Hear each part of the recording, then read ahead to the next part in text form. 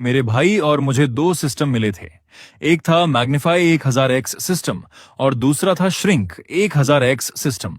दुनिया के खत्म होने से पहले मेरा भाई थोड़ा शो ऑफ करना और मैजिक ट्रिक्स दिखाना चाहता था, इसलिए उसने सबसे पहले मैग्नीफाई 1000x सिस्टम छीन लिया। मेरे पास केवल वही सिस्टम बचा जो उसने नहीं चुना था, लेकिन मैंने कभी नहीं सोचा था कि केवल 3 दिन बाद रेन अपोकलिप्स आ जाएगी। हर व्यक्ति ऊंची बिल्डिंग्स में फंस जाएगा। उस वक्त घर में मौजूद रिसोर्सेज ही जीवित रहने की सबसे बड़ी की बन जाएंगे। मैंने श्रिंक 1000x सिस्टम पर भरोसा किया। 1000 गुना छोटा किया गया एक बिस्कुट भी मुझे कई महीनों तक जीवित रख सकता था। मैं हर एक पीस को बचाकर इस्तेमाल करता रहा। अपोकैलिप्स में किसी तरह जीवित बचने के बाद जब मैंने दोबारा आंखें खोली तो मैं वापस उसी मोमेंट में पहुंच चुका था जब हम सिस्टम चुन रहे थे। इस बार मेरा चापलूस भाई सबसे पहले श्रिंक 1000x सिस्टम को ले गया। उसी वक्त मुझे समझ आ गया कि वह भी मेरी तरह रीबर्थ लेकर वापस आया है। यह देखकर मेरे चेहरे पर हल्की स्माइल आ गई। कृपया अपना सिस्टम चुनिए। मैं श्रिंक 1000x सिस्टम लूंगा, मेरा भाई एक्साइटमेंट से सबसे पहले बोला। बाइंडिंग सफल। सभी आइटम्स को 1000 गुना छोटा किया जा सकता है। एक ही आइटम पर बार बार उपयोग नहीं किया जा सकता। एक्सपायरी टाइम 87,600 घंटे। हे भाई, तुम इसके लिए मुझसे लड़ोगे तो नहीं? उसके चेहरे पर छाई हुई एरोगेंट और विक्टोरियस स्माइल को देखकर मैं चुप रहा। बिल्कुल नहीं भाई, तुम जानते हो कि मैं तुमसे सबसे ज्यादा प्यार करता हूं, इसलिए मैं मैग्नीफाई 1000x सिस्टम चुन लेता हूं। उसे रिलीफ महसूस हुई क्योंकि उसे लगा कि मेरी तरह उसका रीबर्थ नहीं हुआ है। सिस्टम बाइंडिंग सफल। मैं उसे ठंडी निगाहों से देखता रहा। मेरे दिल में उसके लिए अब कोई अटैचमेंट नहीं बचा था। दुनिया का सेवियर बनना चाहते हो तो इस जीवन में खुद ही बन जाना। मेज पर रखा एप्पल अचानक बहुत छोटा हो गया और कॉफी टेबल को तोड़ते हुए नीचे गिर पड़ा। मेरा भाई एक्साइटमेंट से उछल पड़ा। यह सच है, अब श्रिंक सिस्टम मेरा है। उसने मुड़कर मेरी ओर मौकरी भरी नजर से देखा। तुम्हारा मैग्नीफाई सिस्टम तो ज्यादा काम का नहीं लगता। हां, ज्यादा काम का नहीं है, बस मैजिक ट्रिक्स दिखाने के काम आएगा। मैंने हाथ बढ़ाकर छोटी हो चुकी कॉफी टेबल को छुआ। वह तुरंत गायब हो गई। Cleaning complete. बड़े भाई, तुम्हारा सिस्टम तो बिल्कुल बेकार है। फिर उसने मेरी ओर हाथ बढ़ाया। भाई, मुझे पैसे दो, मुझे बाहर जाकर फन करनी है। यह कहकर वह चला गया। उसके जाते ही मैंने तुरंत दरवाजा बंद कर दिया। अपोकलिप्स आने में अब केवल 3 दिन बाकी थे। टाइम की एक एक घड़ी कीमती थी। सबसे पहला काम था, मैंने $5 लाख का लोन ले लिया। घर से निकलने से पहले मैंने अपने छोटे भाई का आईडी कार्ड निकाला और उसे माइक्रोवेव में डालकर उसकी मैग्नेटिक स्ट्रिप को नष्ट कर दिया। शाम होने पर मैं एसेंशियल सप्लाईज खरीदकर वापस लौटा। मैंने सारा सामान लिविंग रूम के वेंटिलेशन डक्ट में छिपा दिया, जिसे मैंने पहले ही खोल रखा था। यह सब आने वाली अपोकैलिप्स की प्रिपरेशन के लिए था। मैंने स्पेशल तौर पर टेम्पर्ड ग्लास भी बनवाया। वेंटिलेशन डक्ट की खाली जगह का उपयोग करते हुए मैंने एक छोटा सर्वाइवल बेस तैयार कर लिया। उसमें मैंने एक छोटा विंड टर्बाइन और फुल स्पेक्ट्रम एलईडी स्ट्रिप्स भी लगा दी। ये सब करने के बाद मैंने पागलों की तरह ऑनलाइन शॉपिंग शुरू कर दी। जीवित रहने के लिए एसेंशियल आइटम्स मंगाई जा रही थीं। रात के वक्त सामने वाले फ्लैट से कुछ हलचल सुनाई दी। वहां मेरा भाई और पड़ोस की एक लड़की मौजूद थे। क्या ये घर सचमुच मेरे लिए है? बिल्कुल, मैंने पूरी कीमत चुका दी है। ये घर तुम्हारे लिए मेरा गिफ्ट है।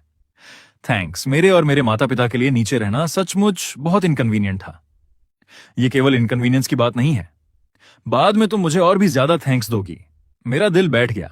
उसे पता था कि नीचे की फ्लोर्स भी पानी में डूब जाएंगी, लेकिन उसके पास इतने पैसे आए कहां से? मैंने तो उसका आईडी कार्ड पहले ही बेकार कर दिया था। तभी मुझे अपनी प्रॉपर्टी डॉक्यूमेंट्स याद आए। थैंक्स चैन युआन, तुम मेरे लिए कितने अच्छे हो। नहीं, तुम्हारे लिए मैं कुछ भी कर सकता हूं।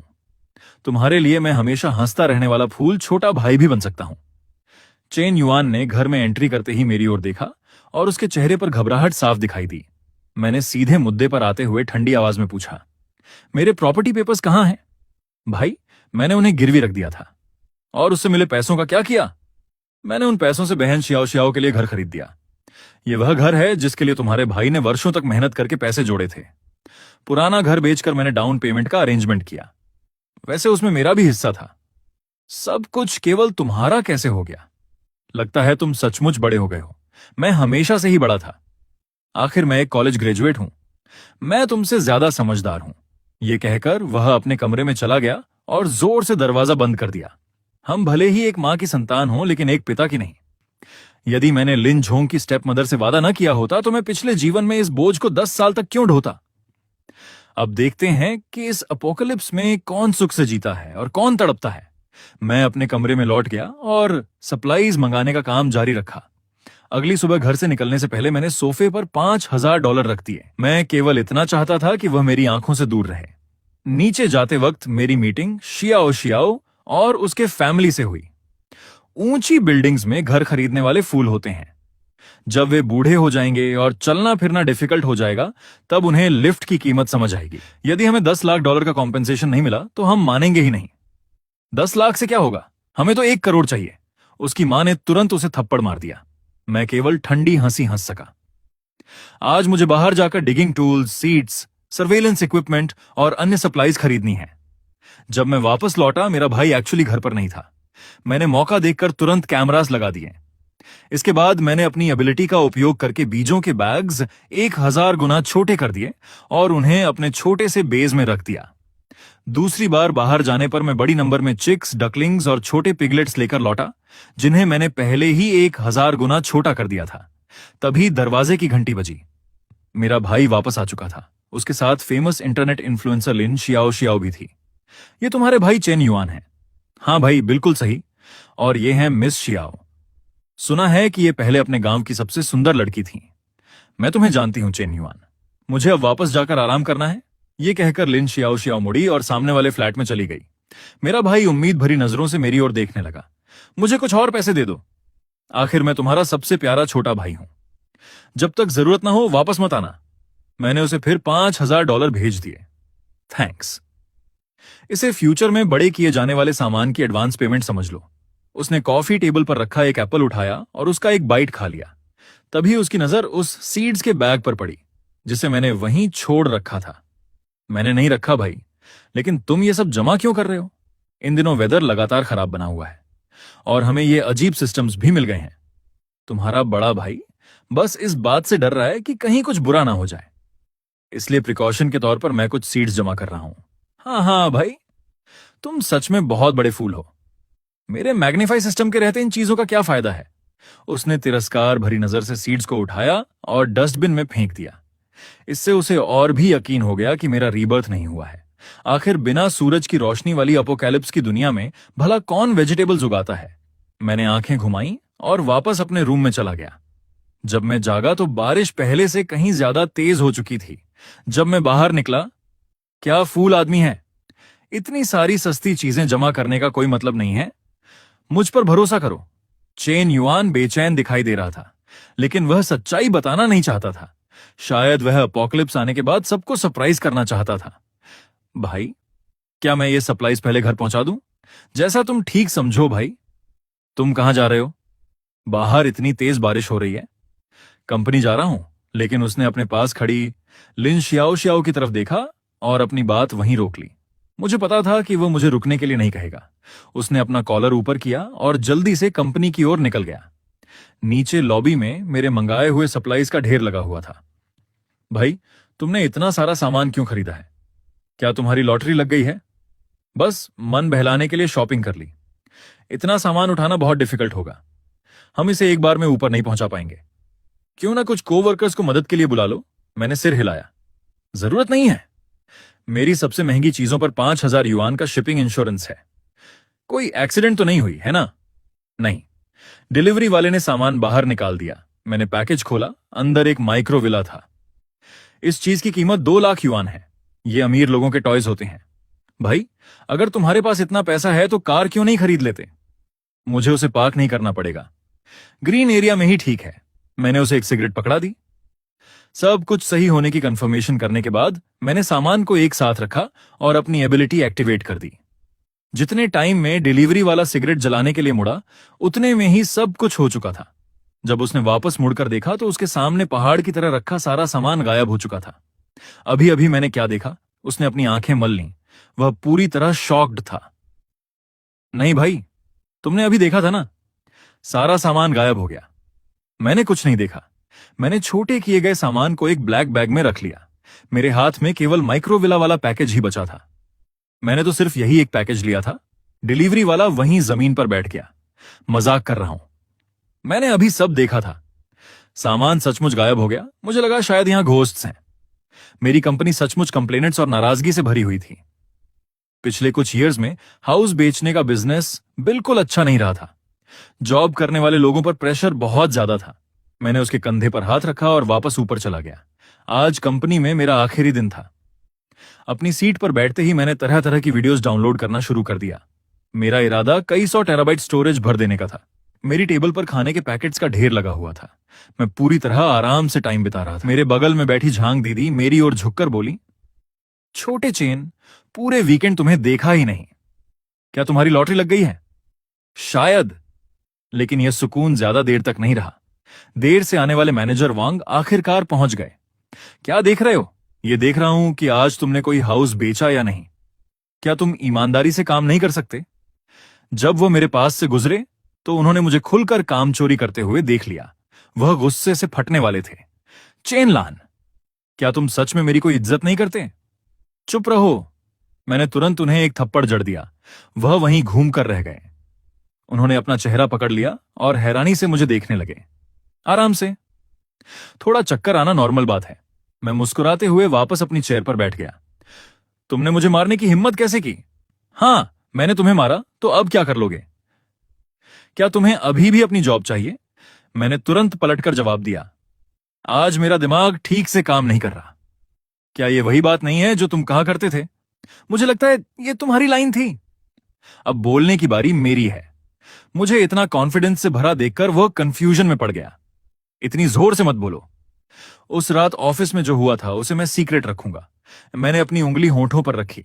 जैसे ही मैंने यह कहा, मैनेजर वांग का चेहरा लाल से हरा पड़ गया। बकवास मत करो। आज तुमने मुझे मारा है। हम इसका हिसाब बाद में करेंगे। ये कहकर मैनेजर वांग वहां से चले गए। थोड़ी देर बाद झांग दीदी फिर मेरे पास आई। ऑफिस में आखिर किसके साथ क्या हुआ था? मुझे क्या पता। मैंने कंधे उचकाए।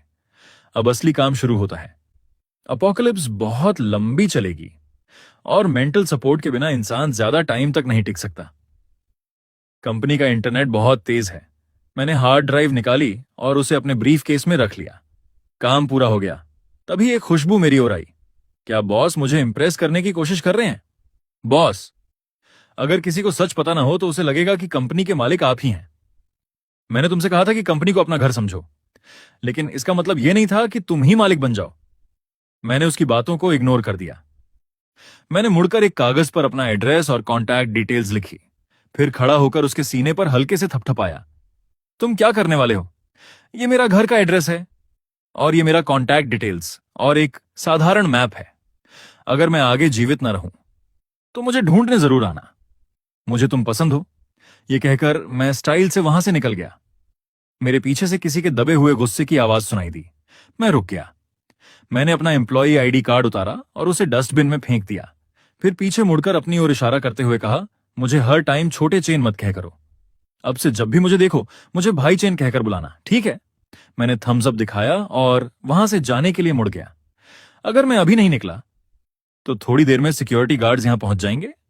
नीचे पहुंचते ही डिलीवरी वाला मुझे देखते ही झुक गया और माफी मांगने लगा। मुझे बहुत माफ कर दीजिए। आपका पैकेज खो जाना पूरी तरह मेरी गलती है। मैं किसी न किसी तरह आपको कॉम्पेंसेशन देने का अरेंजमेंट करूंगा। बस मुझे थोड़ा और टाइम दे दीजिए। उसके चेहरे पर पैनिक साफ दिखाई दे रही थी। उसे देखकर मुझे अपने जॉब के शुरुआती दिन याद आ गए। मैं रुक गया और उसे समझाते हुए कहा, सामान खोया नहीं है, मुझे डिलीवरी मिल चुकी है। सच में कुछ भी नहीं खोया, बस मेरे पास मैजिक है। सच में? मैं हल्का सा मुस्कुराया। ऐसा लग रहा था जैसे मैं अपने ही पास्ट वाले रूप को सलाह दे रहा हूं। बारिश लगातार तेज होती जा रही थी। अब घर लौटने का टाइम था और ज्यादा जरूरी सप्लाईज जमा करनी थी। हो सकता है ये बारिश कभी रुके ही नहीं। इतना कहने के बाद मैंने अपनी छतरी खोली और मूसलाधार बारिश में कदम रख दिया। आज का मिशन था पूरे सुपरमार्केट को खाली कर देना। ऑनलाइन मंगाए गए 10 साल के ज्यादातर सप्लाईज पहले ही पहुंच चुके थे। जिस दिन सिस्टम की यूसेज ड्यूरेशन खत्म होगी उसी दिन यह अपोकैलिप्स रेन भी रुक जाएगी। यह सोचकर मैं एक्साइटेड होने लगा। आज बारी खाने पीने के सामान की थी। मैं शहर के सबसे बड़े सुपरमार्केट में पहुंचा। जहां जहां मैं गया वहां वहां हर चीज तुरंत छोटी होती गई और मेरे ब्रीफकेस में चली गई। मेरा उन्हें खरीदने का कोई इरादा नहीं था। जब मैं बाहर निकला तो अलार्म लगातार बजने लगे, लेकिन सिक्योरिटी गार्ड्स को कुछ भी नहीं मिला।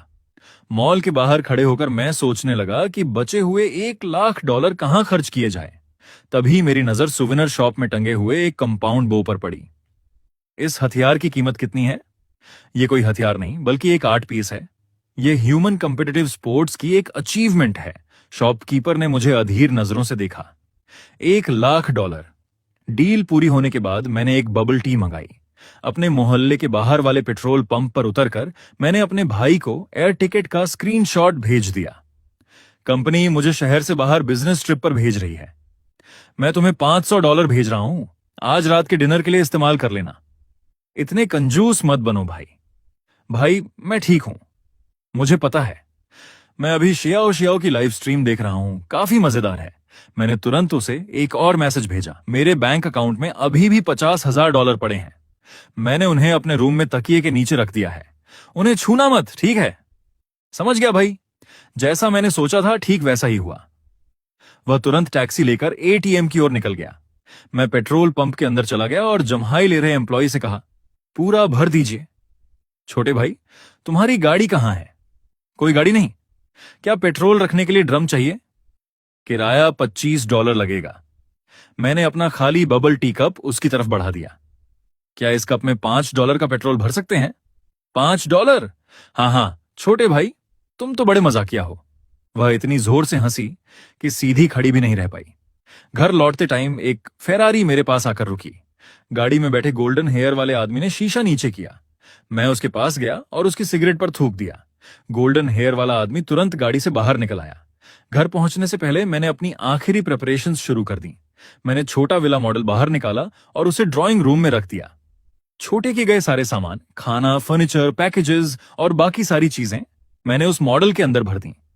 ये सब करने के बाद मैंने उस घर की तरफ देखा जिसमें मैंने 10 साल बिताए थे, लेकिन अब वहां केवल रिग्रेट ही बचा था। मैंने मॉडल के एंट्रेंस को बंद कर दिया, केवल एक छोटा सा होल और उसे लटकती हुई एक रोप छोड़ दी। मैं खिड़की के बाहर गिरती बारिश को देखने लगा। 10 साल बाद फिर मिलेंगे। मैंने मॉडल को अपने सर्वाइवल बेस के अंदर रख दिया। फिर रोप का सिरा पकड़कर सिस्टम को आदेश दिया, मुझे 1000 गुना छोटा कर दो। मेरी आंखों के सामने पूरी दुनिया विशाल होती चली गई। मैं हवा में लटका हुआ था और रोप को कसकर पकड़े हुए था। तभी बाहर दरवाजा खुलने की आवाज आई। मेरा भाई वापस आ चुका था। मैंने तुरंत पुली चालू कर दी। मैं तेजी से मॉडल के अंदर खींचता चला गया। अंदर जाने से ठीक पहले मेरी नजर मेरे भाई से मिली, जो अभी अभी घर में एंट्री हुआ था, लेकिन उसने छोटे हो चुके मुझे बिल्कुल नहीं देखा। चेनलान, तुम हरामी हो। मुझे इधर उधर दौड़ाकर फूल बना रहे थे। क्या तुम इंसान भी हो? फिर उसने चारों तरफ देखा। मुझे ऐसा क्यों लग रहा है कि यहां कुछ गायब है? घर में जमा रिसोर्सेज का पूरा पहाड़ पूरी तरह गायब हो चुका था। उसी टाइम उसे मेरा भेजा हुआ मैसेज मिला। कमीने! चैन युआन गुस्से में सामान तोड़ने लगा। वह इंटरनेट कैफे का निकम्मा मुझे फूल बना गया। वह भी मेरी तरह रीबर्थ लेकर वापस आया था। कोई हैरानी नहीं कि उसने मुझे धोखा दिया। अपने ही भाई को धोखा देने की हिम्मत। ठीक है, बहुत अच्छा। मैं भी देखता हूं कि तुम्हारे उस बेकार श्रिंक सिस्टम का क्या फायदा है।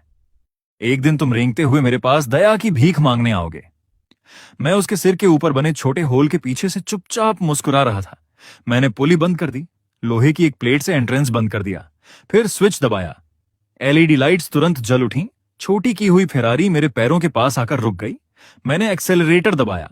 इसमें तो टॉय कार से कहीं ज्यादा ताकत है। मैंने सारे होम अप्लायंसेस उस विला के अंदर पहुंचा दिए और उन्हें इंजन से जोड़कर इलेक्ट्रिसिटी की अरेंजमेंट कर दी। उसके बाद मैं बाथटब में आराम से लेट गया। अपने भाई से विरासत में मिले खाने का आनंद लेते हुए मैं टीवी पर इस अजीब बारिश से जुड़ी न्यूज देखने लगा। तभी मेरे फोन पर एक मैसेज आया। भेजने वाली थी शियाओ वानचिंग। तुम आखिर जानते क्या हो? अपोकलिप्स का एक्सपीरियंस करो।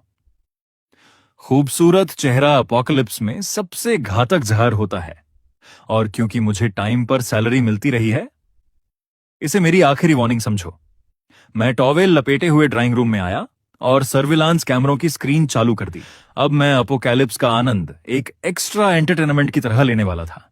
स्क्रीन पर मेरा छोटा भाई चेन युआन गुस्से से पागलों की तरह हंसने लगा। मेरे पास भी 1000x मैग्निफिकेशन सिस्टम है भाई। एक दिन तुम्हें इसकी कीमत चुकानी पड़ेगी और तब तुम मुझसे मदद की भीख मांगोगे। तुमने मुझे धोखा देने की हिम्मत की है, तो अब इस एपोकलिप्स में तड़प तड़प कर मरना। वह मुस्कुराया और सामने वाले फ्लैट की लड़की को अंदर खींच लाया। क्या मतलब है इस स्टॉर्म एपोकलिप्स और 1000x मैग्निफिकेशन सिस्टम का? शियाओ युआन, मुझे लगता है तुम्हारी तबीयत ठीक नहीं है। लेकिन जैसे ही उसकी नजर ड्राइंग रूम में रखी विशाल स्क्रीन पर पड़ी, उसके मुंह से आगे के शब्द नहीं निकल पाए। चेन युआन किसी ट्रेजर शो करने वाले इंसान की तरह बोला। उसने फिर से एक ग्रेप को 1000 गुना बड़ा कर दिया। विशाल ग्रेप ने फ्लोर टाइल्स तक तोड़ दी। कमाल है, और अच्छा हुआ कि तुम यहां हो। चिंता मत करो मिस शियाओ, हमारे पास रिसोर्सेज की कभी कमी नहीं होगी। अगर बारिश इसी तरह चलती रही तो क्या पहली फ्लोर पानी में नहीं डूब जाएगी? चिंता मत करो, पानी हमारी फ्लोर तक नहीं पहुंचेगा। मेरे माता पिता, तुम और मेरे फ्यूचर के साले साहब अभी भी नीचे रहते हैं। साले साहब? लगता था चेन युआन फिर से अपने हैरम के सपने देखने लगा था। युआन, तुम क्या सोच रहे हो? जल्दी से सबको ऊपर ले आओ, उन्हें अपने नए घर में रहने दो। ठीक है, लेकिन उससे पहले हमें इस बिल्डिंग में मौजूद सारी स्टोर की जा सकने वाली चीजें इकट्ठा कर लेनी चाहिए। फिर उन्हें 1000 गुना बड़ा करके बेच देंगे और हम अमीर बन जाएंगे। चेन, तुम्हारा दिमाग सच में कमाल का है। एक कॉलेज स्टूडेंट से यही उम्मीद की जाती है। तुम सच में बहुत शानदार हो। चेन युआन पूरी तरह अपनी ही इमेजिनेशंस में खोया हुआ था। वैसे तुम्हारा भाई चेन लान कहां है?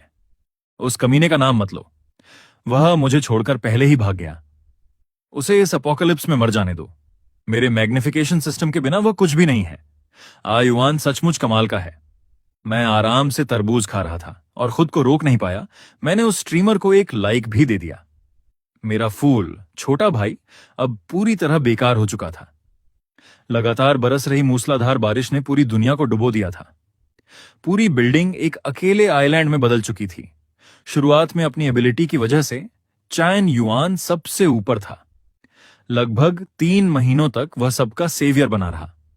लेकिन फिर उसे मिस लिन के भाई ने नीचे गिरा दिया। उस शराबी ने उसे जमीन पर पटक दिया। वह केवल खाना बड़ा करने का एक टूल बनकर रह गया।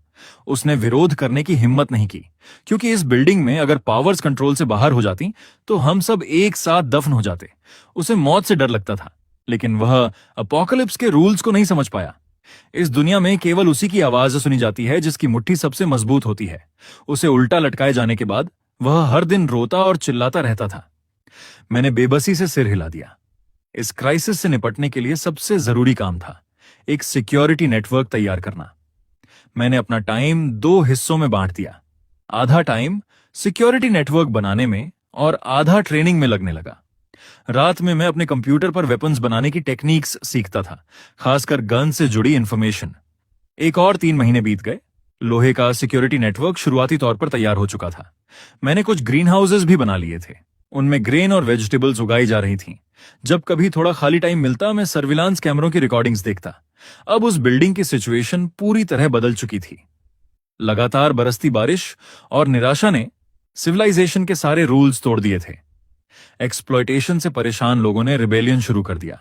शियाओ शियाओ के माता पिता दुखद रूप से मारे गए और वह खुद एक स्लेव बनकर रह गई।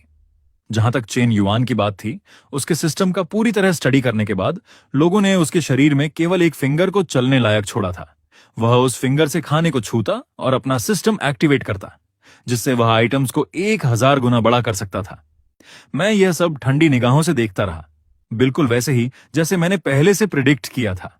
जैसे ही स्पेशल पावर्स वाले लोग सामने आ जाते और कंट्रोल में ले लिए जाते, वे सबसे दुखद और दयनीय एग्जिस्टेंस बन जाते। मेरे भाई चेन युआन की आंखें अब पूरी तरह एक्सप्रेशनलेस हो चुकी थीं। उसकी पहले वाली मासूम और मूर्खतापूर्ण चमक अब कहीं दिखाई नहीं देती थी।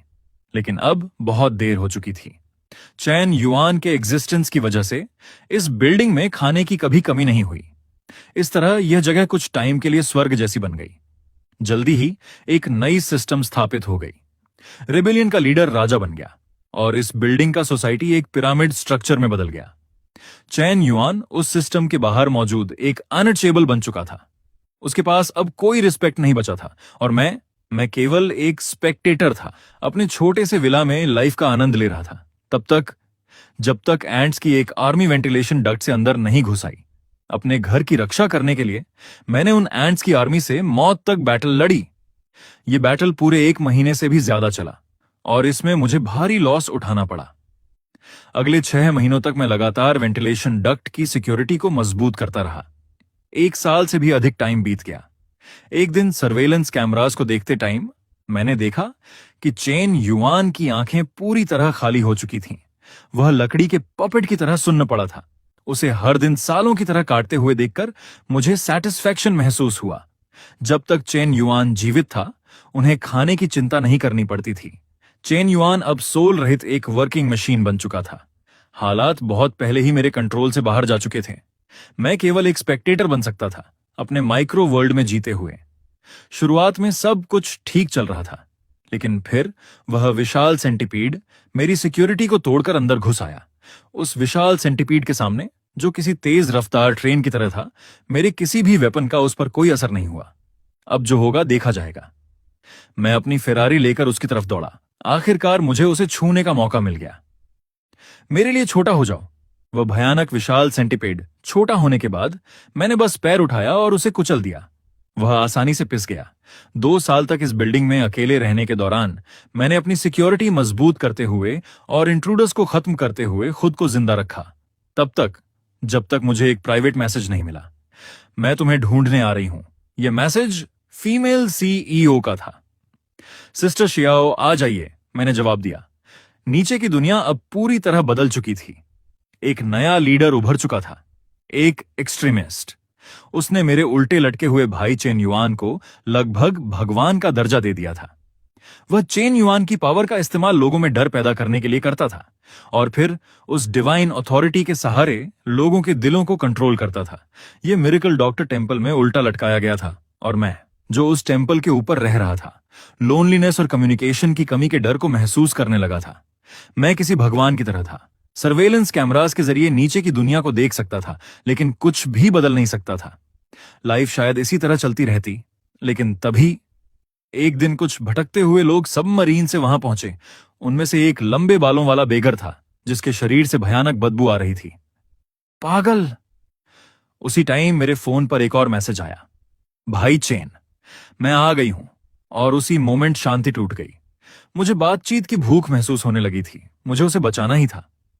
मैंने कबाड़ के सामान से एक छोटा एयरप्लेन बनाया, लेकिन लैंडिंग करते टाइम वह क्रैश हो गया। लंबे टाइम तक अकेले रहने और सोचते रहने की वजह से अब मुझ में डर पहले जैसा नहीं रहा था। मैंने एक फ्लाई पकड़ी और उसे पेट बनाने की कोशिश शुरू कर दी, लेकिन मुझे लग रहा था कि उसके पास अब इंतजार करने का टाइम नहीं बचा है। बाहरी लोगों को यहां ज्यादा देर रुकने की परमिशन नहीं थी। तभी एक गार्ड ने पता लगा लिया कि यह बदबूदार बेगर दरअसल एक बेहद खूबसूरत महिला थी। उसे पकड़ लो। जैसे ही लोगों का एक ग्रुप उसकी ओर झपटा, मैंने अपना सिस्टम एक्टिवेट कर दिया और उसे वापस अपने छोटे से स्वर्ग में ले आया। मैंने उसे सोफा पर लिटा दिया। वह अपने शरीर को समेटे हुए पड़ी थी और वहां केवल उसकी धीमी विस्पर ही सुनाई दे रही थी। मैं तुरंत उसके लिए खाना ले आया। वह ऐसे खाने लगा जैसे किसी भूखे प्रेत का रिबर्थ हुआ हो। वह खाना पकड़कर तेजी से अपने मुंह में ठूंसने लगा। धीरे खाओ, तुम खुद को ही नुकसान पहुंचा लोगे। मेरे पास यहां खाने की कोई कमी नहीं है। मैंने उसके उलझे हुए बालों पर हाथ फेरा और गलती से उसका डिस्गाइज ही उतर गया। उसकी गोरी और साफ स्किन दिखाई देने लगी। ये क्या हो रहा है? क्या तुम मेरा ट्रीटमेंट पूरा होने तक इंतजार नहीं कर सकते? जब उसके मुंह में और खाना समाने की जगह नहीं बची, तब जाकर वह रुका। मैंने उसे नहाने के लिए कहा, लेकिन उसकी आंखों की चमक बहुत पहले ही गायब हो चुकी थी। वह घबराकर मुझसे जितना दूर बैठ सकता था, उतना दूर जाकर बैठ गया। अब जब तुम यहां आ ही गई हो, तो इसे अपना घर समझो। यहां तक पहुंचने के रास्ते में तुम्हें बहुत तकलीफें झेलनी पड़ी होंगी। मैंने उसे अपनी तरफ खींच लिया। शायद मेरी बात उसके दिल के किसी गहरे हिस्से को छू गई थी। उसकी आंखों से आंसू अपने आप बहने लगे। वह मेरे कंधे पर सिर रखकर रोने लगी। काफी देर तक रो लेने के बाद वह आखिरकार बोली, असल में मैं कंपनी बिल्डिंग में 2 साल से भी ज्यादा टाइम तक रही थी। क्या तुम्हें यह जानकर हैरानी हो रही है कि मैं वहां अकेली थी? थोड़ी बहुत। उस दिन मैं लॉबी में लगे सर्विलांस कैमरों की स्क्रीन देख रही थी और तुम्हारा इंतजार कर रही थी। कंपनी के सारे लोग पहले ही जा चुके थे। जब तुम्हारे मैसेज से मुझे एहसास हुआ कि कुछ गड़बड़ है, तो मैंने सिक्योरिटी स्टाफ को छुट्टी दे दी उसको और ऊपर की फ्लोर्स के सारे दरवाजे बंद कर दिए। बिल्डिंग में मौजूद सप्लाईज के सहारे मैं 2 दिन तक किसी तरह जिंदा रही। फिर तुमने मुझसे कांटेक्ट क्यों नहीं किया? इलेक्ट्रिसिटी नहीं थी। शुरुआत में मैं तुमसे कांटेक्ट करना भी नहीं चाहती थी, मैं लगातार अपने फैमिली से कांटेक्ट में थी। वे बहुत चिंतित थे और रेस्क्यू टीम का इंतजार कर रहे थे। लेकिन बाद में कंपनी की इलेक्ट्रिसिटी चली गई और मेरा बाहरी दुनिया से कांटेक्ट पूरी तरह टूट गया। इस तरह मैंने 2 साल से भी ज्यादा टाइम अंधेरे में बिताए। और जो शिप्स तुम्हारे इतने टाइम तक टिके रहने के बाद आए थे, वे किस तरह के थे? सबमरीन। और फिर तुम्हारा किडनैपिंग हुआ और तुम्हारे साथ दुर्व्यवहार किया गया। क्या तुम थोड़ी देर के लिए मेरे बारे में भी सोच सकते हो? उसने मेरी पेशानी पर उंगली से हल्का सा धक्का दिया, फिर नाराज होकर मुझे दूर कर दिया। यह अपोकलिप्स है, ठीक है? मेरे लिए यह कल्पना करना भी मुश्किल है कि इतनी खूबसूरत औरत को यहां कोई अच्छी मेमोरीज मिली होंगी। वह शिप मेरे पिताजी का था। मेरे पिताजी बहुत अमीर थे। वह कंपनी भी उन्हीं की थी। उन्होंने वह कंपनी मुझे खेलने के लिए दे दी थी। बाद में मेरा उनसे कांटेक्ट टूट गया, इसलिए उन्होंने मुझे ढूंढने के लिए यह शिप बनवाया और मुझे वापस ले जाने के लिए निकले। लेकिन जो ओरिजिनल शॉ कॉर्पोरेशन बिल्डिंग थी, जहां अब भी सिविलाइजेशन और ऑर्डर बचा हुआ था, वह रिबेलियन की वजह से नष्ट हो चुकी थी। हमारे पास रहने की कोई जगह नहीं बची थी। इसलिए मेरे पिताजी कैप्टन बन गए और मेरे साथ तथा बचे हुए कुछ क्रू मेंबर्स के साथ समुद्र में भटकते रहे। उन्हें डर था कि मेरी अपीयरेंस की वजह से मैं मुसीबत में पड़ जाऊंगी, इसलिए उन्होंने मुझे ऐसा डिस्गाइज बनाने पर मजबूर किया। बाकी क्रू मेंबर्स को कुछ पता नहीं चला। वे सब मर चुके हैं। तुम्हारे पिता ने उन्हें मार दिया। मेरे पिताजी एक दयालु कैप्टन होने का नाटक करते थे। रास्ते में मिलने वाले बचे हुए लोगों को शिप पर जगह देते जाते थे। शायद वे अपने पापों का प्रायश्चित करना चाहते थे। फिर दोबारा संगठित फ्लीट लगातार भटकता रहा। तो क्या हम तुम्हारे पिता को बचाने जा रहे हैं? मेरे पिता इस शिप पर नहीं है। एक बिजनेस डिस्प्यूट में उनकी हत्या कर दी गई थी। नए चुने गए कैप्टन ने मुझे शिप से बाहर नहीं निकाला, क्योंकि मेरे पिता हमेशा कहा करते थे, मैं इस शिप की गॉडेस ऑफ लक हूं। मैं कुछ पल के लिए चुप हो गया। कोई सच में इस बात पर ट्रस्ट करता था? वह हल्के से मुस्कुराई। असल वजह यह है कि शिप का सेल्फ डिस्ट्रक्ट सिस्टम मेरे हाथ में है। उसने एक पुराना मोबाइल फोन निकाला। मेरे फोन में शिप को नष्ट करने वाला प्रोग्राम मौजूद है और मैं चाहूं तो शिप के ऑपरेटिंग सिस्टम को भी कुछ टाइम के लिए बंद कर सकती हूं। टाइम के साथ कैप्टन्स कई बार बदले, लेकिन मैं हमेशा शिप पर सबसे सुरक्षित इंसान रही। तुमने बहुत कुछ सहा है। मैंने उसे अपनी बाहों में लेकर सांत्वना दी। इतना भी बुरा नहीं था। मेरे पिताजी ने मुझसे पूछा था कि क्या कोई ऐसी जगह है जहां मैं जाना चाहती हूं। मैंने कहा था कि मैं तुम्हें ढूंढना चाहती हूं। शायद केवल तुम्हें ढूंढकर ही मुझे सच्ची शेल्टर मिल सकती है। इस तरह मुझे ढूंढना ही उसके जिंदा रहने का पर्पस बन गया था। मेरी आंखों से भी आंसू बहने लगे। अब सब कुछ मुझ पर टिका हुआ है। मैं उसके जीवित रहने की होप बन चुका हूं, यहां तक कि उसका मेंटल सपोर्ट भी। छोटे चेन, मुझे लगता है अब मुझे तुम्हें किसी और नाम से बुलाना चाहिए। चेनगे, यह भी बदलना पड़ेगा। तो तुम चाहती हो कि मैं तुम्हें क्या कहकर बुलाऊं? उसने अपनी बाहें मेरी गर्दन के चारों ओर डाल दी। मिस शियाओ ने गंभीरता से कहा, मुझे बेबी कहकर बुलाओ। अब यह सुनकर मुझे शर्म नहीं आती।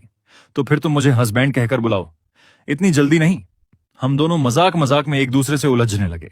तभी मैंने उसका हाथ पकड़ लिया। हमारी आंखें एक दूसरे से मिलीं। मेरी औरत बन जाओ, यहीं मेरे साथ रहो। मैं तुम्हारी रक्षा करूंगा। मैं जिंदगी भर तुम्हारी हिफाजत करूंगा। मैं उसे अपने रूम में ले गया और उसे अपनी बाहों में भर लिया। क्या तुम मुझसे प्यार करती हो? मुझे नहीं पता प्यार क्या होता है। पहले भी नहीं जानती थी और अब भी नहीं जानती, लेकिन मैं सच सच जवाब दूंगी। अगर तुम मुझसे प्यार नहीं करते तो मैं करती हूं। तो फिर जवाब देते टाइम मैं एक पल के लिए क्यों झिझकी? मैं हमेशा सोचती थी कि पसंद करना और प्यार करना दो अलग बातें हैं। हालांकि मुझे यह नहीं पता कि उनमें फर्क क्या है। तुम एक दिन समझ जाओगी। वह मेरी बाहों में सिमट गई। अब यह जगह किसी स्वर्ग से कम नहीं लगती। शियाओ बाओ, तुम मेरी हो। क्या यह पोजीशन क्लेम करना है? नहीं। मैं बस सोच रहा था कि कभी मैं एक फीमेल सीईओ से शादी करने और जिंदगी की ऊंचाइयों तक पहुंचने का सपना देखा करता था। लेकिन मैंने कभी नहीं सोचा था कि इतनी मधुर क्लोजनेस मुझे इस तरह मिलेगी। तभी अचानक पूरी जगह हिल उठी। क्या हुआ? शायद एक और रेबेलियन। रेबेलियन? मैं सिस्टर श्याओ को लेकर सोफा तक गया। सर्वेलेंस कैमरास ने कंफर्म कर दिया कि नीचे सचमुच रिबेलियन शुरू हो चुका था। टेंपल के भीतर पोप फैक्शन और डिवाइन फैक्शन के बीच युद्ध छिड़ चुका था। पोप फैक्शन सबसे शक्तिशाली था, फिर भी वे उल्टे लटके गॉड पर हमला करने से हिचक रहे थे। इसी वजह से डिवाइन फैक्शन को काउंटर अटैक करने का मौका मिल गया। कुछ लोग तेजी से आगे बढ़े और उस गॉड को बांधने वाली रोप्स को काट दिया। मैं आजाद हूं। चेन युआन के पीले चेहरे पर उसकी पुरानी मासूमियत का कोई निशान नहीं बचा था। उसके चेहरे पर केवल सेटिस्फैक्शन और ग्रीड से भरी स्माइल थी। आजाद हुआ गॉड लोगों के दिलों में भय भर रहा था और लड़ाई अनजाने में ही रुक गई। उठो और मेरी सेवा करो। उसकी आवाज किसी अथाह ईबिस की तरह डर पैदा कर रही थी। उसने उन फॉलोअर्स को ऑर्डर दिया, अटैक करो।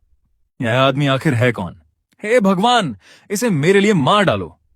पीछे से दौड़ते हुए आ रहे पोप का चेहरा गुस्से से लाल हो चुका था, लेकिन उसी टाइम बुचर का बड़ा क्लीवर्स ऊपर उठ चुका था। इस बार निशाना पोप था। चैन युआन के चेहरे पर एक बार फिर सेटिस्फैक्शन भरी स्माइल लौट आई। उसने सिर तिरछा किया और धीरे से बुदबुदाया, भाई, मैं आजाद हो गया हूं। मैं तुम्हें ढूंढ निकालूंगा और तुम्हें एक बार फिर मार डालूंगा। मैं सर्वेलेंस कैमरास की फुटेज को देखता रहा। मेरी बाहों में सिमटी सिस्टर श्याओ ने उत्सुकता से पूछा, ये पागल गॉड आखिर है कौन? मैंने धीरे से सिर झुका लिया। तुम्हारा हस्बैंड। वो तुरंत समझ गई। अब समझी, तुम दोनों की पावर्स बिल्कुल एक दूसरे के ऑपोजिट हैं, है ना? यहां मौजूद रिसोर्सेज की भरमार देखकर मुझे हमेशा लगता था कि यह सब तुम्हारी वजह से है, लेकिन यहां आकर पता चला कि कैद कोई गॉड नहीं था, बल्कि फ्रीडम थी। मेरे पास ऑब्जेक्ट्स को 1000 गुना छोटा करने की पावर है और उसके पास चीजों को 1000 गुना बड़ा करने की। हम दोनों में एक सिमिलैरिटी भी है। जिन चीजों पर एक बार हम अपनी पावर का इस्तेमाल कर लें, उन पर दोबारा उसका इस्तेमाल नहीं कर सकते। अब मैं समझ गई कि उसने तुम्हें दोबारा मारने की बात क्यों कही थी। लिन श्याओ श्याओ ने फिर मेरी तरफ देखा। मैंने सिर झुका लिया। मेरे होंठों पर हल्की स्माइल थी। मेरी इच्छा पूरी कर दो और मैं तुम्हें बता दूंगा कि ऐसा कभी नहीं होने वाला। चेन युआन ने पूरी बिल्डिंग छान मारी, लेकिन उसे कुछ नहीं मिला। गुस्से में उसने अपने फॉलोअर्स को कठोर पनिशमेंट दी। मुझे विश्वास नहीं है, वह यहीं कहीं छिपा हुआ है। चाहे मुझे पूरी बिल्डिंग ही क्यों ना तोड़नी पड़े, मैं उसकी असली लोकेशन ढूंढ कर रहूंगा। ये रही आपकी होली स्वॉर्ड प्रभु। तुम्हारी मां का सिर होली स्वॉर्ड है। ये तलवार नहीं, मोबाइल फोन है। अपने फोन पर छोटे भाई चेन युआन का मैसेज देखकर मैं हंस पड़ा। मेरे प्यारे बड़े भाई, आखिर तुम छिपे कहां हो? मैंने उसे थोड़ा कंफ्यूज करने का फैसला किया। मैंने सिस्टर शाओ को अपनी ओर खींचा, फिर दीवार पर लगे ब्लू व्हाइट प्लास्टिक शीट का इस्तेमाल करके दूर के आसमान जैसा एक फेक सीन तैयार किया। इसके बाद मैंने उसे बाहों में लेकर एक फोटो खींची और एआई की मदद से उसे और भी नेचुरल बना दिया। फिर वह फोटो उसे भेज दी। मेरे प्यारे छोटे भाई, मैं इस टाइम धूप से भरे बीच पर हूं। ऊपर लगी फिल लाइट सचमुच सूरज जैसी लग रही है। धूप वाला बीच, बिकिनी। छोटे भाई, क्या तुम्हें जलन हो रही है? मैं इंसान हूं और मैं गॉड हूं। यह जवाब पढ़कर वह लगभग बेहोश होने वाला था। कुछ देर बाद उसने खुद को शांत किया और फोटो को ध्यान से देखने लगा। उसे उसमें कोई कमी दिखाई नहीं दी, लेकिन फिर उसे जैसे कुछ एहसास हुआ। क्या तुम किसी पहाड़ की सबसे ऊंची पीक पर बैठकर बकवास कर रहे हो? चेन लान, मुझे पता है कि तुम यहीं कहीं हो। मैं कसम खाता हूं कि तुम्हें ढूंढ निकालूंगा और तुम्हें मार डालूंगा। मैं हल्का सा हंसा। मेरी आंखों में एक चमक उभरी। फिर मैंने उसे एक और मैसेज भेजा। तुम्हें लगता है कि अभी तुम्हारा अपर हैंड है? मैं किसी भी टाइम तुम्हारी फ्रीडम को मजाक बनाकर रख सकता हूं। चेन युआन बुरी तरह चौंक गया। वह तुरंत इधर उधर देखने लगा। उसे लगा जैसे मैंने कहीं कोई कैमरा छिपा रखा हो, लेकिन स्वाभाविक रूप से उसे कुछ नहीं मिला। तभी उसे एहसास हुआ कि मैं एक बार फिर उसे फूल बना चुका हूं। मैंने उसे एक और मैसेज भेजा। यह एक बेहद वैल्यूएबल वार्निंग है। मैं उसके फूड स्टोरेज पर हमला करने वाला हूं। तुरंत सिक्योरिटी बढ़ा दी जाए। और वह फिर से मेरे झांसे में आ गया। मेरा उसके खाने को छूने का कोई इरादा नहीं था। मुझे बस उसे मेंटली थकाना था। मैंने अपना फोन बंद कर दिया। फिर मैं सिस्टर शाओ को लेकर स्ट्रॉबेरी फार्म में चला गया। पुराने चेन, स्ट्रॉबेरी को फल देने में कितने साल लगते हैं? 2 साल। तीसरे साल से प्रोडक्शन शुरू होता है और चौथे 5वें साल में सबसे अच्छी यील्ड मिलती है। मिस, तुम्हारे पास तो बहुत एनर्जी है। मैंने कभी फार्मिंग करने और हार्वेस्ट करने से इतनी खुशी महसूस नहीं की थी, क्योंकि पहले तुम हमेशा ऊंचाई से नीचे देखा करती थीं और आम लोगों की तकलीफें तुम्हें दिखाई ही नहीं देती थीं। तुम्हारे आने से मेरी लाइफ बदल गई है। मैं ये सब बचाकर रखना चाहता हूं। उसी टाइम सर्विलांस कैमरों में चेन युआन अचानक डर कर जाग उठा। वह अपने फॉलोअर्स को जोर जोर से बुलाने लगा। गार्ड्स दौड़ते हुए अंदर आए। मेरा भाई मुझे मारना चाहता है। वह मुझे मारना चाहता है। वह मुझे छोटा कर देगा। जल्दी करो, जल्दी करो। वह हाँफ रहा था। उसकी सांसें तेज चल रही थीं और उसका माथा पसीने से भीगा हुआ था। गार्ड्स उसके उस रहस्यमयी भाई की बात सुनकर सस्पिशियस हो गए, यहां तक कि थोड़ा डर भी गए। अपनी अथॉरिटी को और मजबूत करने के लिए चेन युआन ने अपना रिलीजन फैलाना शुरू कर दिया। दुनिया को सुप्रीम गॉड द्वारा पवित्र किया गया है। वह एबिस गॉड है जो इंसानों के बीच चलता है, और अब वह आ चुका है। वह डेविल है, और वह इस सब कुछ को नष्ट करने आया है। सर्वेलेंस कैमरास के माध्यम से यह सब देखकर मैं हंसे बिना नहीं रह सका। अपोकलिप्स को आए अभी केवल 3 साल ही हुए थे, लेकिन 3 साल की पीड़ा काफी थी। इन लोगों ने विश्वास करना शुरू कर दिया था, या यूं कहें कि उनके पास विश्वास करने के अलावा कोई ऑप्शन नहीं बचा था। मेरी स्कीम्स के डर से चैन युआन एक भी दिन चैन की नींद नहीं सो पाया। तभी उसका एक सबोर्डिनेट दौड़ता हुआ आया। प्रभु युआन शेन, बाहर वाटर पायरेट्स का हमला हो रहा है। हमले का यह सबसे अच्छा मौका है। चेन युआन छाता लेकर छत पर चला गया। उसने नीचे मौजूद बिखरे हुए अटैकर्स के ग्रुप पर शांत नजर डाली। मेरे लिए कुछ ईंटें तोड़ कर लाओ। प्रभु युएनशन, ये ईंटें टूटेंगी नहीं। मैंने कहा है तो जाओ और ईंटें लेकर आओ। आखिरकार ईंटें लाकर उसके सामने रख दी गईं। चैन युआन ने उन्हें हाथ में तौला, फिर बिल्डिंग के किनारे तक चला गया। उसने अपना हाथ आगे बढ़ाया। इस दुनिया को गुड नाइट कह दो, और उसने ईंट को नीचे गिरा दिया। अगले ही पल वह ईंट 1000 गुना बड़ी हो गई और शांतिपूर्वक नीचे गिरती चली गई। सिर्फ एक ईंट की ताकत ने ही सब कुछ बदल दिया। अब लोग उसे पूरी तरह गॉड मानने लगे थे। उसकी डिवाइन पावर ने लोगों को होप भी दी। उन्हें विश्वास हो गया था कि प्रभु युएनशन केवल भोजन ही नहीं बना सकते, बल्कि इस विशाल समुद्र को भी समाप्त कर सकते हैं। वह सचमुच सेवियर बनना चाहता था। उल्टा लटकाए जाने वाले दिनों ने उसे पागल बना दिया था। वह धीरे धीरे किसी एक्सट्रीम की ओर बढ़ चुका था। चैन युआन अब एक मेड गॉड की तरह दिखाई देने लगा था, लेकिन उसके शब्द और उसके एक्शंस झूठी दया से भरे रहते थे। बिल्डिंग के बाहर का इलाका पहले ही खून से रंग चुका था। जिस स्थान पर वह रहता था उसे अब गॉड्स बर्थ प्लेस कहा जाने लगा था। जब तक उसने क्लीन अप का काम पूरा किया, तब तक केवल वही युवती बची थी जो उसका पास्ट जानती थी। युएनशन टेम्पल के भीतर चेन युआन की प्रेजेंस धीरे धीरे कम होने लगी। दूसरे लोग उस युवती को अपनी बाहों में खींचने लगे, लेकिन वह अनायास ही भौहें सिकोड़ बैठा। क्या तुम मुझसे बात करोगी? प्रभु युआन शेन, आपकी मेड ऐसा करने की हिम्मत नहीं करती। मैं तुम्हारी दादी से पूछताछ करूंगा।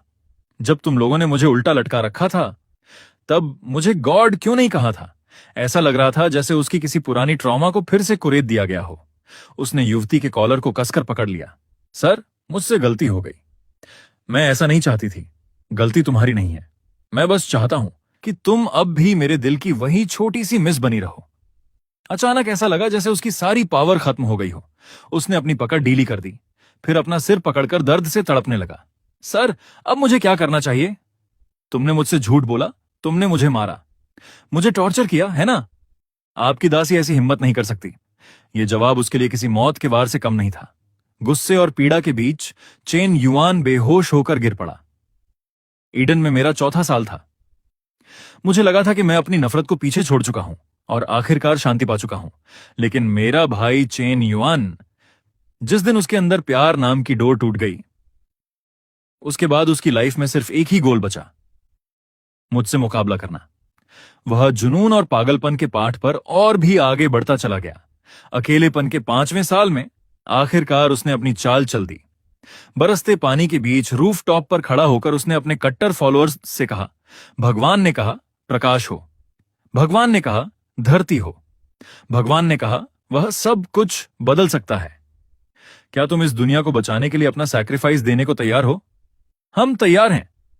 नंबर 001, आगे बढ़ो। तुम्हारा कोड नेम है स्काई। पहला फॉलोअर छत के किनारे तक चला गया। उसने शांत वॉइस में घोषणा की, भगवान ने तुम्हें इंसानी शरीर की लिमिट से परे जाने की पावर दी है। फिर उसने उसे धीरे से नीचे धक्का दे दिया।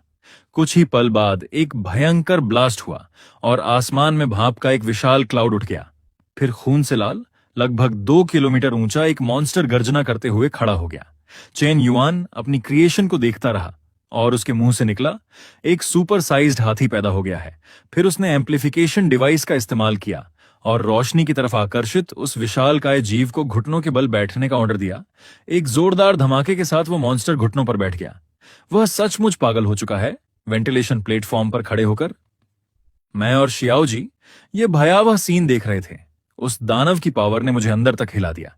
एक मॉन्स्टर बस यूं ही जन्म ले चुका था। शियाओ जी अपनी हैरानी से बाहर आई। आखिर तुम्हारा भाई करना क्या चाहता है? वह इस दुनिया का सेवियर बनना चाहता है।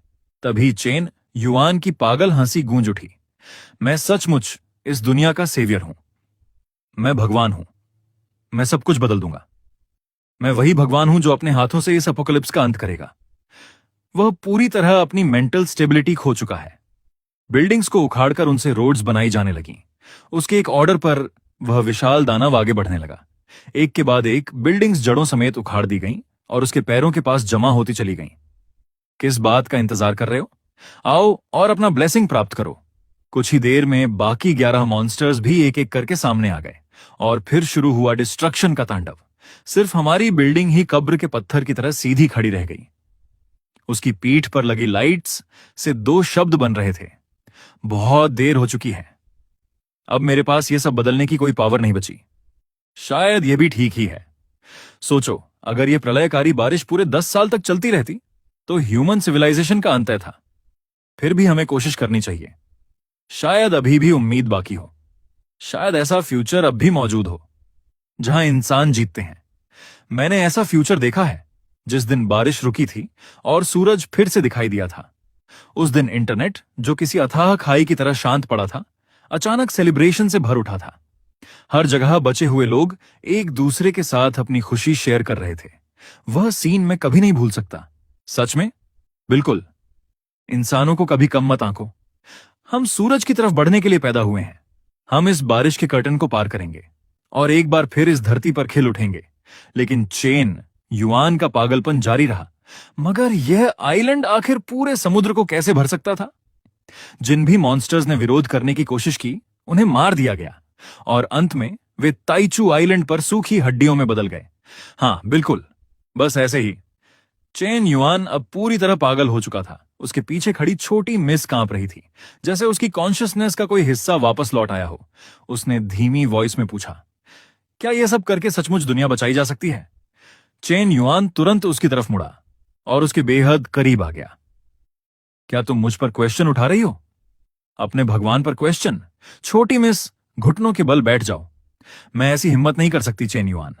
लेकिन वह अचानक राहत भरी हंसी हंस पड़ा। मैं सही हूं, क्योंकि मैंने ह्यूमैनिटी का फ्यूचर देखा है। फिर उसने सिर घुमाया और खोई हुई वॉइस में बुदबुदाया, जिस दिन बादल हटेंगे और सूरज दिखाई देगा, उस दिन इंटरनेट अस्वाभाविक रूप से शांत होगा। मेरा भाई पागल हो चुका है। वह उस ट्रुथ को स्वीकार नहीं कर पाया। वह पागल हो गया, यहां तक कि डिप्रेशन में भी डूब गया। अगर तुम इसे बदलने की कोशिश करते तो शायद सब लोग बच सकते थे। हमें यह अंतहीन अकेलापन सहना नहीं पड़ता। 2 बचे हुए इंसान, क्या सचमुच वे ही ह्यूमैनिटी का फ्यूचर हैं? मैं उसकी स्वार्थपरता से नफरत करता हूं। मैं उससे नफरत करता हूं क्योंकि उसने मुझे अपने वर्ल्ड से बाहर कर दिया। भले ही लोग अपनी सबसे बुरी हालत में क्यों ना हो, हमें फिर भी बदलाव की कोशिश करनी चाहिए। उसके पास सब कुछ बदलने की पावर थी, लेकिन उसने कुछ नहीं किया। तभी मैं समझ गया और खुद छलांग लगा दी, ताकि मैं पास्ट में वापस जाकर सब कुछ फिर से शुरू कर सकूं। मैंने बिना किसी झिझक के 1000 गुना बढ़ाने वाली पावर को चुना। मैं इस दुनिया का सेवियर बनना चाहता हूं। मैं उसकी गलत सोच को सुधारूंगा। सही मैं हूं, छोटी मिस। यह सब साबित करने के लिए मैं कोई भी प्राइस चुकाने को तैयार हूं। कंस्ट्रक्शन वर्क अगले 9 वर्षों तक चलता रहा। ताइचू पर्वत अब बादलों को छूने लगा था और पूरी दुनिया में वही एकमात्र जगह बची थी जहां बारिश और कोहरा नहीं पहुंचते थे। पहाड़ के नीचे मौजूद अनगिनत विशाल आकृतियां अब केवल छोटे काले डॉट्स जैसी दिखाई देती थीं। ह्यूमैनिटी का पास्ट दफन हो चुका था। मॉन्स्टर्स की हड्डियां मिट्टी बन चुकी थीं। धरती सचमुच बेहद उपजाऊ हो गई थी। लेकिन मेरे दिल में सिर्फ दुख था। अब इस पूरी बिल्डिंग में हम सिर्फ 4 लोग बचे थे। मुझे लगता है मैंने उस आंसर को देख लिया था जिसे मैं स्वीकार नहीं करना चाहता था। छोटी मिस अब आखिरी स्टेप तक पहुंचने वाली थी। चेन युआन की वॉइस भारी और बैठी हुई थी। तुम अब सिर्फ हड्डियों और चमड़ी का ढांचा रह गई हो, लेकिन तुम्हारी आंखें अब भी हार मानने को तैयार नहीं है। क्या तुमने मुझे देखा? छोटी मिस एक स्टेप आगे बढ़ी, जैसे उसे पहले से ही अपने फेट का पता हो। मैं इस अपोकलिप्स को हराने ही वाला हूं, लेकिन अब समय बहुत कम बचा है। 10 साल की लिमिट लगभग पूरी होने वाली है। मैं हार नहीं सकता और मैं हारना भी नहीं चाहता। छोटी मिस चुपचाप दीवार के किनारे जाकर खड़ी हो गई। चेन युआन ने अपनी बाहें फैला दी। तुम बाकी लोगों से अलग होगी। मैंने अनगिनत मॉन्स्टर्स को बनाया है, लेकिन तुम उनमें सबसे खास बनोगी। और मैं ईडन के भीतर खामोश खड़ा सब कुछ देखता रहा, और तभी मुझे सिर्फ जमीन के कांपने का एहसास हुआ। वह हार गया।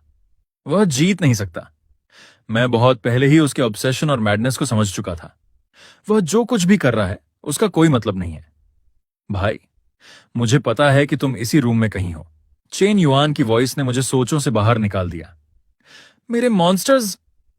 उसके फॉलोअर्स ने पूरी दुनिया छान मारी, लेकिन उन्हें तस्वीर वाली लोकेशन कहीं नहीं मिली। तो तुमने झूठ बोला था। वह सनलाइट नकली थी। इस दुनिया में अब केवल एक ही जगह है जहां सूरज की किरणें पहुंचती हैं, और वह सिर्फ यही जगह है। यही ताइचू मॉन्यूमेंट। मैं उस निराशाजनक फ्यूचर को बदल दूंगा, और जब मैं चला जाऊंगा, तुम अपने उस छोटे से वर्ल्ड में ही रहना, उस बड़ी बहन के साथ। वह तुम्हारी बॉस है ना? मैंने उसकी फोटो देखी है, तुम्हारे वॉलेट में बीच वाले सेक्शन में रखी हुई। तुम उससे प्यार करते हो। फिर तुम इतने उदासीन क्यों रहे? भाई, कम से कम मैं तुमसे ज्यादा बहादुर हूं। मैं अपने दिल की बात कहने की हिम्मत रखता हूं। मैं अपने प्यार का पीछा करने की हिम्मत रखता हूं, और उसे पाने के लिए कदम भी उठाता हूं। असली कावड़ तो तुम हो। अब इससे कोई फर्क नहीं पड़ता। मैं आज तुम्हारा मजाक उड़ाने नहीं आया हूं। जब मैं चला जाऊंगा तो जल्दी से यहां से मत निकल जाना। ताइचू मेरी प्रेजेंस के बंधन से मुक्त हो जाएगा, और वे मॉन्स्टर्स इस जगह के करीब आने की हिम्मत नहीं करेंगे। यह दुनिया की सबसे सेफ प्लेस होगी। सही समय का इंतजार करना। फिर उस बड़ी बहन को लेकर यहां से निकल जाना, पहाड़ से नीचे उतर जाना, और ह्यूमैनिटी के फ्यूचर को आगे बढ़ाना। 10 साल की टाइम लिमिट पूरी हो चुकी है। चेन युआन ने मेरी तरफ देखा, लेकिन उसके चेहरे पर कोई सरप्राइज नहीं था। भाई, मैं आखिरकार तुमसे बदला ले लूंगा। सपने देखते रहो। मैं अचानक उछल पड़ा। इस दुनिया को गुड नाइट कह दो। छोटे भाई की जानबूझकर जगाई गई पावर एक बार फिर एक्टिवेट हो गई। मैं अब भी आदिम ईडन में मौजूद हूं। तुम 1 साल से जाग चुके हो, और अब सब खत्म हो चुका है। तुम और तुम्हारे भाई के बीच हुए अग्रीमेंट के अनुसार अब हमें पहाड़ से नीचे उतर जाना चाहिए। और उन मॉन्स्टर्स का क्या होगा? दूर कहीं से उड़ते हुए लोगों जैसी गर्जनाएं सुनाई देने लगीं। विशाल मॉन्स्टर्स का एक ग्रुप उस अग्रणी दानवी स्त्री के पीछे पीछे उस भूमि की ओर बढ़ रहा था जहां से कोई लौटकर नहीं आता। आखिरकार उनका अंत उन जमा हुई हड्डियों के ढेरों के बीच होगा, और वे धरती के लिए न्यूट्रिशन बन जाएंगे। लाइफ एक बार फिर ताइचू से शुरू होगी। टाइम पूरा हो चुका था। मैं उस खाली रूफटॉप पर जाकर खड़ा हो गया। तुम किस बात का इंतजार कर रहे हो? सिस्टर शियाओ, जिसका पेट अब थोड़ा उभारा हुआ था, मेरे हाथ को पकड़कर खड़ी हो गई। मुझे लगता है कि मैं गलत थी। तुम गलत नहीं थी। मैं कुछ पल चुप रहा और दूर होराइजन की ओर देखने लगा। तुम बताओ, इतनी विशाल हो चुकी इस धरती को हमारे बच्चों को पूरी तरह देखने में कितना समय लगेगा? मैंने कभी इस बारे में नहीं सोचा था। लाइफ की शुरुआत से लेकर हमारे द्वारा सैटेलाइट्स बनाने और इस प्लैनेट को स्पेस से देखने तक ह्यूमैनिटी को 3.8 अरब साल लगे थे। हमने ह्यूमन सिविलाइजेशन की मेमोरीज को आगे बढ़ाया है। पुरानी दुनिया की सिविलाइजेशन को इनहेरिट करने वाले नए इंसान, आखिर उन्हें इस लिमिटेड स्काई से बाहर निकलने में कितना समय लगेगा मुझे नहीं पता। शायद एक दिन हमारे डिसेंडेंट्स भी पिछली सिविलाइजेशंस को नकार देंगे, क्योंकि उन्हें पास्ट के कोई निशान नहीं मिलेंगे। भूली हुई सिविलाइजेशंस, या शायद वे कभी थी ही नहीं। वे एंशिएंट माइट्स, क्या वे भी किसी डिजास्टर के समय पैदा हुए थे क्या? वहां भी इंसान और देवता अपनी पूरी पावर से लड़ रहे थे। मेमोरीज में बचे वे धुंधले प्रेजेस असल में देवताओं की महिमा नहीं गा रहे थे। वे हमारे जैसे पुराने इंसानों की महिमा गा रहे थे। टुडे ही फ्यूचर है, और फ्यूचर भी एक दिन प्रेजेंट बनेगा। मुझे कभी पता ही नहीं चला कि असली सिस्टर हुआ तो बहुत पहले मर चुकी थी। उस बिल्डिंग में खाने का एक दाना भी नहीं बचा था। मुझे उसका चेहरा पसंद था, लेकिन उसका दिल नहीं। थैंक्स। तुमने मुझे उससे प्यार करना सिखाया, उसके बाहरी रूप से भी और उसके अंदर से भी।